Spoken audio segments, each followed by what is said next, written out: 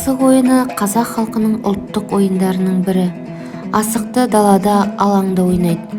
Асық ойнап өскен бала мерген, өзгелерден ептілеу, зеректеу, табандырақ, шыдамды болып келеді. Асық сойылған қойдың, арқардың, ешкінің, киіктің асықты жілігінен алынады. Оны шикідей де, піскен күйінде де сіңірінен тазалап пайдалана береді. Шикі асық салмақты, берік келеді.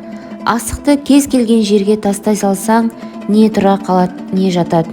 Тұрса не алшы, не тәйке, не омпы тұрады да, жатса не бүк, не шік жатады.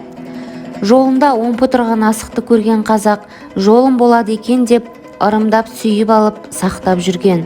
Өйткені асық омпысынан өте сирек тұрады. Асықты жан-жақ болып та екі балада ойнай береді.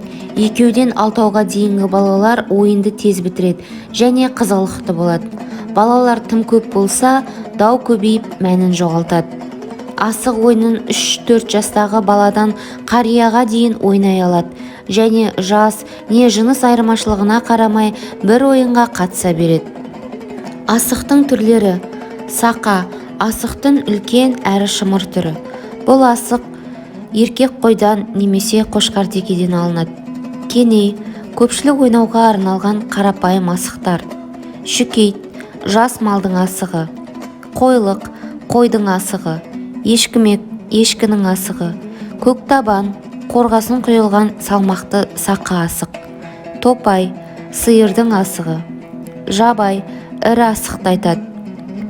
Сақа соғыстыру дегеніміз ойын бастау кезегіне ие болу үшін балалар бар сақаны жиып алып төмен шашып тастайды. Кімнің сақасы бірінші тұрса, кезек соныкі. Егер екі сақа бірдей тұрса, екеуін қайта тастайды. Оны сақа соғыстыру деп атайды. Асық ойындары. Хан талапай, хан, көкшолақ, киім алғыш, бектас, арқалампай, тәйке, шық етер, шыр, бас табан, үш табан, шік-пік ойыны.